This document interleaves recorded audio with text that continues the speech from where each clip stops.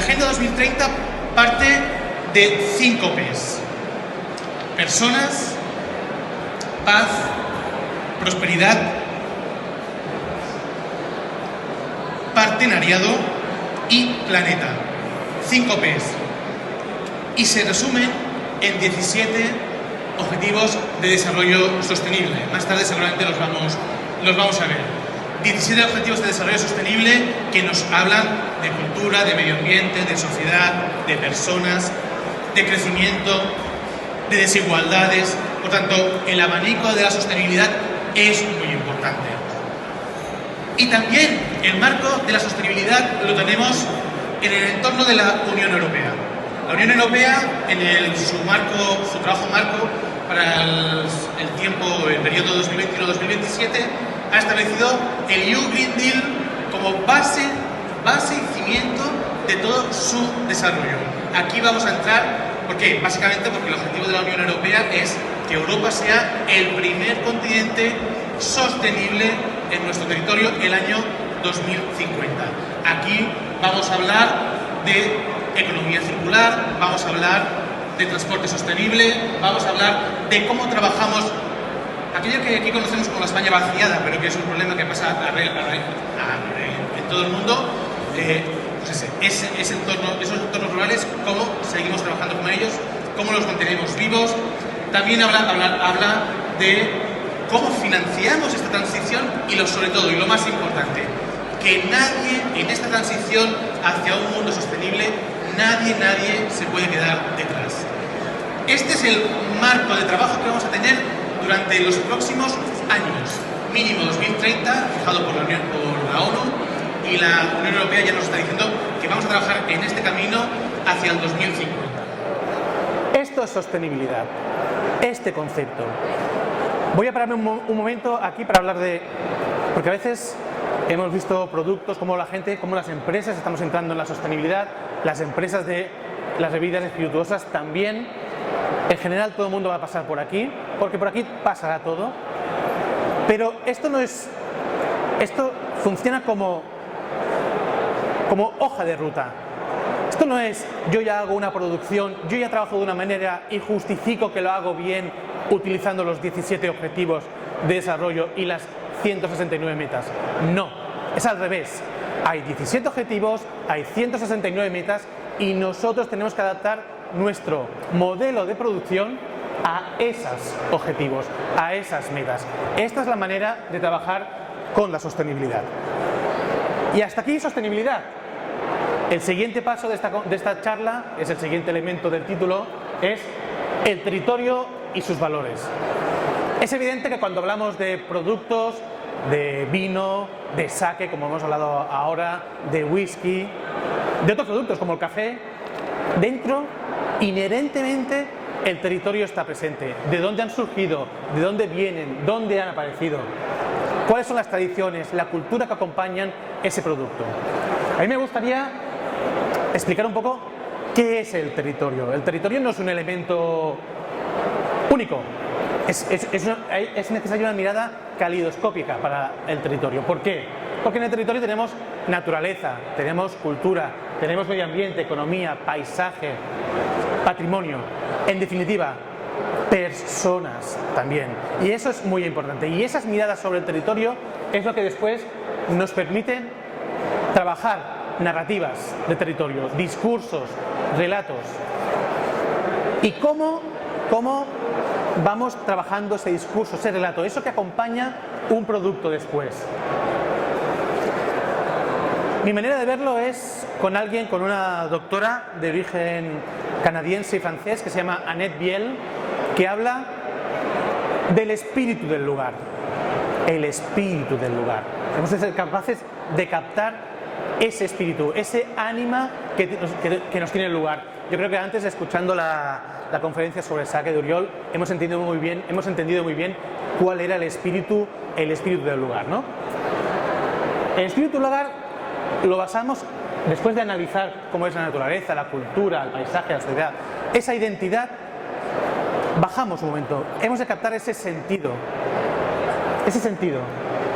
y ese conocimiento que nos aporta el espacio, el territorio, el lugar, ¿no? Y eso es sentido, es conocimiento y sobre todo algo muy importante, es conciencia. ¿Qué somos? ¿Cómo nos queremos que nos vean y cómo nos queremos explicar?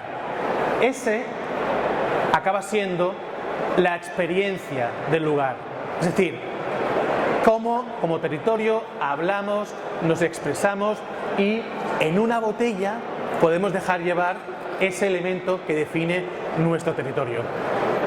Es importante porque a partir de aquí iremos buscando cómo el territorio, el producto, los paisajes hablan en sí mismo. Siempre a partir de un espíritu, de una conciencia, de una experiencia que nos va a dar el lugar. Hemos hablado de sostenibilidad, hemos hablado de territorio y ahora vamos a juntar los dos conceptos y hablemos de territorios sostenibles. ¿Cómo entendemos los valores de un territorio? Disculpad un momento. ¿Cómo los entendemos? Primero, porque los valores son un concepto dinámico, no son siempre iguales. La historia cambia, es cíclica, avanza, a veces retrocede y los valores, y sobre todo cómo los percibimos las personas, son diferentes. Todos los valores, como hemos visto, intervienen. No es una visión unidireccional, sino es una visión diversa del territorio. Es un instrumento de identidad, es evidente. Los valores definen el territorio y definen sobre todo las personas que viven en este territorio. Tiene un sentido utilitario porque tienen una función social. Cada uno de los valores tiene una función social y la función social es aquello que nos beneficia a los ciudadanos, a los vecinos, y al final los valores bien trabajados, bien desarrollados, son motor de desarrollo, son motor de evolución del territorio. ¿Cuál es la función social? Fomentar el desarrollo sostenible, que al final el desarrollo sostenible es calidad de vida. Participar en la planificación territorial, muy importante, muy importante. A veces vemos grandes planificaciones, grandes actuaciones que se hacen en los territorios sin contar con eso que se llama el espíritu del lugar, eso que os he explicado antes. Al final, los territorios avanzan, los territorios tiran, se desarrollan, pero si lo hacemos con aquello que es intrínseco al territorio, le damos todavía mucho más valor. Y finalmente, la función es potenciar los ámbitos sociales, culturales, económicos del territorio. Lo que diríamos, yo lo defino en el triángulo del desarrollo sostenible. Calidad de los valores, por ejemplo, el patrimonio cultural existente. Cumplimos la Agenda 2030, cada uno de los 17 objetivos, ahí los estáis viendo. Y esto, si lo hacemos así, obtenemos calidad de vida. Este es el objetivo de un territorio sostenible, dar calidad de vida a sus ciudadanos, porque al final las personas están siempre en el centro de la acción de todo aquello. Y dentro del territorio, algo que estos días aquí, tanto en la feria como aquí, vamos a ver. A nadie, bueno, creo que os paseáis por aquí viendo los vinos y todos os están presentando, antes me he dado una vuelta, paisajes, viñedos. Pero el paisaje, el viñedo, el paisaje es algo natural y yo os voy a hablar de paisaje cultural. ¿Qué es paisaje cultural? Es aquello que es la interacción entre la naturaleza y el hombre, y los viñedos o aquello que está hecho a través de los cultivos es un paisaje cultural total, porque el territorio se transforma en la necesidad de los ciudadanos y se construyen paisajes culturales. Es aquel territorio que se define a partir de la interacción entre el hombre y la naturaleza. Ya lo definió el Convenio de Europa por el Paisaje en Florencia el año 2000. Y finalmente el paisaje cultural es el testimonio de la historia, la identidad, la cultura, la economía de un territorio. Es indestriable, va junto, territorio y personas van juntos y construimos juntos paisajes, a veces con más acierto, otras veces con más desacierto. Hasta ahí todo no es posible.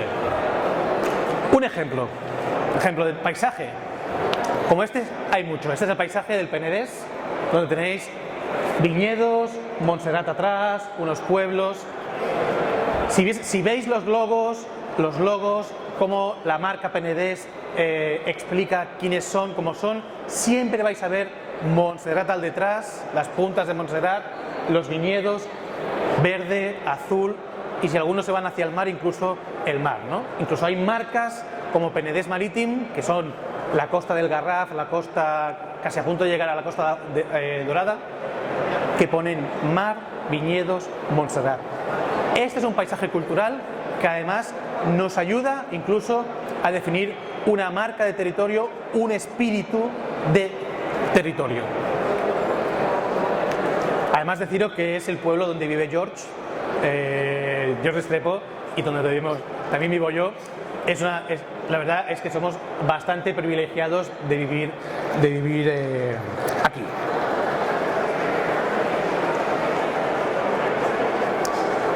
Un momento. Algo que para mí es importante. Todo lo que hacemos los humanos es cultural. Porque todo forma parte de nuestra manera de ver, de interpretar, de vivir el territorio. Ya lo he dicho, a veces con más gracia, a veces con menos gracia. Pero todo es cultural. Y aquello que está en el pasado, por ejemplo, cuando vas por los viñedos y te encuentras una barraca de piedra seca. ¿Habéis visto? ¿Sabéis lo que hablo? La piedra seca. No hay nada. Es una habitación. No hay nada. Pero hay que entender para qué sirvió aquella barraca de piedra seca. Cómo la utilizaban las personas que antes de la mecanización del campo ahí dejaban sus herramientas. E incluso cómo dormían ahí y pasaban días y días mientras hacía la vendimia. Ahora, esas barracas de viña que ya han perdido su función original vuelven a tener otras funciones. En la zona de Vilobí del Penedès hay un negocio basado en una hotelería, en un hostal, pero el hostal, las habitaciones son las barracas de viña que aparecen en medio de un viñedo, ¿no? Por tanto, aquello perdió su función, ahora le damos nuevas funciones.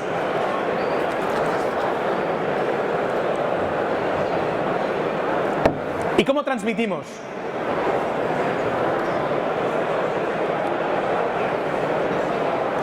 ¿Cómo transmitimos los valores del paisaje cultural? Lo hacemos a través del espíritu, que es capaz de crear un concepto de valor, un concepto de ese territorio, cómo lo interpretamos, cómo lo explicamos. Y también lo hacemos a través de la patrimonialización, es decir, del conocimiento. El conocimiento que puede ser histórico, arqueológico, de hecho, en la educación, en la cultura, que nos puede llevar a crear turismo, que nos puede llegar a crear servicios, productos asociados. De esa manera transmitimos el paisaje cultural. Os voy a dar un ejemplo del Penedès. Después hablaremos de otros territorios, pero me voy a centrar en el Penedès. Este es el yacimiento de la Font de la Caña. La primera imagen es el yacimiento más antiguo a nivel de la península ibérica, donde se han localizado semillas de uva. Semillas de uva domesticada, por tanto, que se cultivaba, se exprimía y se sacaba uva. Eso está en el Penedès, en Vilobí. La primera imagen son las semillas que se han sacado de los silos excavados con metodología arqueológica, por tanto, yacimiento arqueológico que se excava, del cual sacamos un conocimiento. En el mismo silo apareció la diosa griega Deméter, la diosa griega Deméter de los griegos, que simbolizaba el vino. Por tanto, tenemos claro que aquí había una conexión comercial entre lo que se estaba produciendo en el Penedès y lo que se estaba llevando al otro lado del Mediterráneo. Son griegos, son fenicios, estamos hablando de 2700 años, por tanto 700 años antes de Cristo. Y al final, un yacimiento arqueológico interpretado, patrimonializado, donde explicamos todo esto. El Penedès es un paisaje cultural que tiene historia, del cual le sacamos su conocimiento, lo exprimimos, lo trabajamos, lo patrimonializamos y lo divulgamos. Es la manera de trasladar los valores de un paisaje cultural. Yo os recomiendo la visita, se llega muy fácilmente al Penedès, por autopista, por carretera, por tren, podéis llegar a este yacimiento, la Font de la Caña. Vale, y si hemos hablado de paisaje cultural, de territorio, de sostenibilidad, y ahora nos vamos a centrarnos un poco en qué es necesario, qué criterios deberían ser necesarios para que un producto o para que una experiencia sea sostenible. Antes hemos hablado de objetivos de desarrollo sostenible, aquí los tenéis, los objetivos de desarrollo sostenible. Veamos. Y cuando hablamos de productos y hablamos de experiencias, me refiero a producto, aquello que está embotellado, como una botella de vino, como ese producto vino, ese producto whisky, ese producto ron, es sostenible. Y ya hemos dicho que abarca todo, no es un tema medioambiental solo, sino que abarca cultura, personas, sociedad, economía. ¿Bien? Venga, si hablásemos de criterios y lo expresásemos en la idea del cambio climático, cómo luchamos contra el cambio climático, aquí hablaríamos de el objetivo de desarrollo número 7, energía asequible y no contaminante, y el objetivo de desarrollo sostenible número 13. Voy a hacer ODS ahora porque es que si no, cada rato es largo. ¿De qué hablamos? De energía asequible y acción por el clima. Hablemos de eficiencia energética, hablemos de cómo gastamos menos energía, de cómo trasladamos menos carbono, menos CO2 a la atmósfera en nuestra producción. Hablemos de transporte, cómo es la logística de nuestro producto, cómo es la logística de las personas que vienen a conocer nuestro territorio. Es importante, todo eso hay que pensarlo y trasladarlo a nuestra acción. Si hablamos de medio ambiente, hablaremos de los ODS 6, 12, 14 y 15. Agua, producción y consumo responsable, vida submarina y ecosistemas terrestres. ¿Cómo lo veremos? Eficiencia hídrica. Nuestros productos gastan mucha agua. ¿Cómo somos capaces de gastar menos agua o de reutilizar ese agua que estamos gastando? Desperdicio cero, waste cero. Antes me ha gustado mucho la explicación de Oriol sobre el saque, porque cómo reutilizamos aquel desperdicio que genera el producto. Es importante la reutilización del producto. Kilómetro cero, uso de productos locales. Producción eco, es importante. Menos contaminantes a la tierra, menos contaminantes que bajan al subsuelo. Respeto por los ecosistemas acuáticos, si gastamos mucha agua o estamos en un entorno acuático o marítimo, y respeto por el entorno terrestre. Quiero parar aquí un momento porque es importante asociar lo que os voy a decir. Antes he hablado del Penedès, que es una región vinícola, hay otras regiones vinícolas. Para el Penedès, los estudios de cambio climático nos dicen que el año 2040, es decir, 20 años, la temperatura media habrá subido 2,2 grados. Se dice 1 para el mundo, sí, pero para que uno sea para el mundo, o 1,5, unos suben poco, otros suben más. La zona mediterránea va a ser de las zonas más afectadas por el cambio de temperatura medio. 2 grados para el Penedès. Eso además va a comportar que haya un 20% menos de agua. El Penedès lo vamos a conocer igual que lo conocemos ahora. ¿Las variantes de uva van a ser las que definen el Penedès ahora? No. Por tanto, para eso nos hemos de preparar. Hemos de consumir menos agua, hemos de buscar quizás otras variedades de uva que nos ayuden. Le va a pasar al Penedès y le va a pasar a todas las variedades y DOs que están en la zona. Van a tener que conseguir variedades de uva más resistentes a la calor. Y para eso solo falta 20 años. Por tanto, lo que no nos planteemos ahora ya no vamos a llegar. Y es que no vamos a parar el cambio climático ya está. No, la humanidad lo aceleramos y va a llegar. No es una cosa que quede lejos. Por lo tanto, es importante desarrollar nuestras estrategias de territorio, nuestras estrategias de producto, de experiencias turísticas, si queréis, en base a los ODS. Sigo. Social. Los ODS 1, 3, 4, 5, 10, 17 hablan de sociedad, hablan de fin de la pobreza, de salud y bienestar, de adecuación y calidad, de igualdad de género, reducción de las desigualdades y, muy importante, alianzas. Y aquí hablaremos de cómo las empresas construyen acciones, colaboran con acciones de fin social, retornan su beneficio a la sociedad. Tratos justos con los productores es importante. Las posiciones ventajistas son malas compañeras y van a ser malas compañeras en el futuro. Protocolos de salud y prevención para los trabajadores, las personas que viven y trabajan en estas empresas que están produciendo.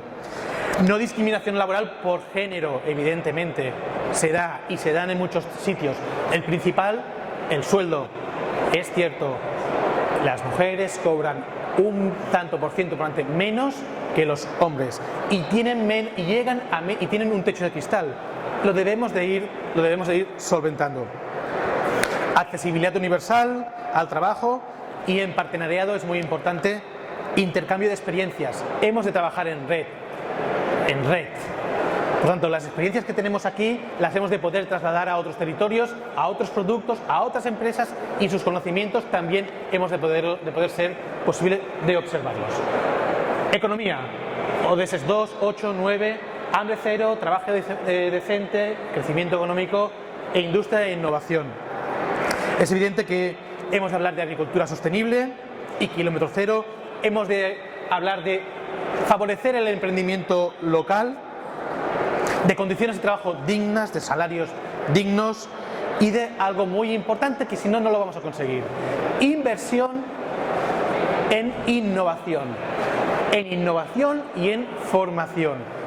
Básico. Si no innovamos y continuamos haciendo lo mismo que estamos desarrollando hasta ahora, no vamos a conseguir las metas de los objetivos de desarrollo sostenible. Y finalmente, cultura, que también forma parte de nuestro entorno.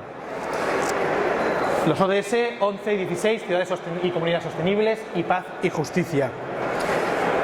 Hemos de tener acciones y hemos de ser respetuosos con nuestro entorno, con nuestras comunidades. Sobre todo en aquellas comunidades donde la comunidad local es importante, donde la comunidad local vive del producto que es la materia prima de nuestra botella, de nuestro comercio, de nuestro negocio. Y para ir acabando, 3 experiencias que para mí me parecen interesantes. Yo he escogido estas experiencias porque después de leer, después de buscar información, quizás no en todos los ámbitos asociados a estas experiencias, a estos productos, encontraremos los ODS. Pero sí son territorios, sí son marcas, productos que están trabajando fuertemente en este camino.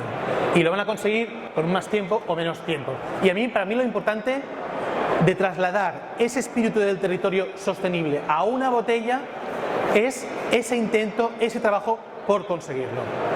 La primera es un vino, la DO Lanzarote. Lanzarote, no sé si habéis visitado la isla de Lanzarote, toda volcánica, muy negra, con un sistema de vida realmente muy especial y con unas condiciones de vida muy especial. Si vais a Lanzarote, realmente sentiréis la fuerza de la naturaleza, de los elementos, del aire, del agua, del fuego. Lo encontráis, lo sentís. Me encanta porque es una industria no mecanizada, muy manual y que se hace dentro de las tierras volcánicas, en esos agujeros protegidos por esos muros de piedra negra para proteger del aire, el aire que es vida en Lanzarote, pero que para el caso de la uva, con mucho aire, sería su perdición. Pues es un método ancestral de trabajo que domina esa DO, que la llevan a cabo y que no la van a cambiar. Una isla en Canarias, con una temperatura alta y con poca agua. Por tanto, para producir esta uva, que la variedad es la Malvasía blanca, la que predomina en este espacio, tienen que conseguir algo muy sostenible, una producción muy sustentable, que es no vamos a producir más de lo que queremos, de lo que puede nuestro territorio, de lo que puede nuestra isla. Este es un ejemplo. El segundo, me vais a permitir, en honor aquí al organizador, a George, no es tanto la bebida alcohólica, lo sabéis, el café, nos lo tomamos en una taza. Pero Colombia es el primer país de Latinoamérica que está trabajando de manera muy fuerte los objetivos de desarrollo sostenible y de manera muy eficiente, y lo ha puesto en su ADN político. Cuesta creer, pero es ello. Y la Federación de Cafeteros de Colombia, ¿conocéis el Eje Cafetero? Tengo la suerte de haber estado, es un sitio espectacular. Es un sitio donde tú entiendes que esa taza de café es algo más que un café, que una taza, que dentro lleva algo más. Pues los colombianos y los colombianos que están en la zona del Eje Cafetero, entre Caldas, Quindío, Risaralda y el Valle del Cauca, lo están trabajando muy bien. Muy bien, en 4 elementos, básicamente. Alguno más, seguramente, pero yo me he quedado con 4. El agua, el café es un producto que necesita mucha agua. Están consiguiendo reducir el gasto de agua de manera muy importante. El eje del café, la producción, a diferencia de otros lados, es manual. Coger el café manual es complicado, por eso quizás el café de Colombia tiene un precio más elevado, porque los costes son más elevados, pero porque antes de mecanizarlo, quien tiene que vivir, a quien tenemos que garantizar la calidad de vida, es a esas personas, a esos personas que recogen el café, el grano de café. Y otro aspecto muy importante del café de Colombia es que quieren mantener y trabajan para mantener ese espíritu. Si en algún sitio se puede entender el espíritu del lugar, os digo que es el eje cafetero. Y finalmente, el whisky. El whisky, que parece que sea algo de las grandes corporaciones, algo muy bestia que se produce en todas partes del mundo, pero el whisky tiene un origen. Y hay un territorio que bebe del whisky, que son las Highlands de Escocia. Escocia, que tiene una capacidad política bastante, una autonomía política bastante importante, tiene la Scottish Environment Protection Agency, que es una agencia de protección del entorno escocés, y ha hecho un documento propio, un documento especializado para el whisky. Es decir, cómo los productores de ahí, no los que son multinacionales, quizás, sí, hombre, si entran, mejor, disculpad, pero los productores que viven en las Highlands, que su agua la recogen en las Highlands, que su malta es de ahí, de Escocia, pues tienen un protocolo de cómo trabajar el producto de manera sustentable, de manera sostenible, y que eso repercuta, evidentemente, en su paisaje cultural. Un paisaje cultural de las Highlands muy reconocible y muy internacional. Ellos viven de su paisaje cultural. Es reconocible, no veréis ninguna película de Escocia que no veáis las Highlands. Pues esto es para ellos su riqueza, y la quieren mantener, y la mantienen haciendo sustentable su producto número 1, que es el whisky. Bien, hasta aquí 3 ejemplos. Hemos hecho un resumen de lo que es la sostenibilidad, de lo que es un territorio sostenible, de cómo todo esto lo desarrollamos a través de un paisaje, de su interpretación, y cómo del paisaje y de su interpretación obtenemos productos. Por mi parte, muchas gracias por vuestra escucha, muchas gracias por estar aquí. Aquí tenéis mis datos por si queréis hablar conmigo, tener una conversa después aquí o por internet, si me queréis seguir en las redes. Nada más, muchas gracias.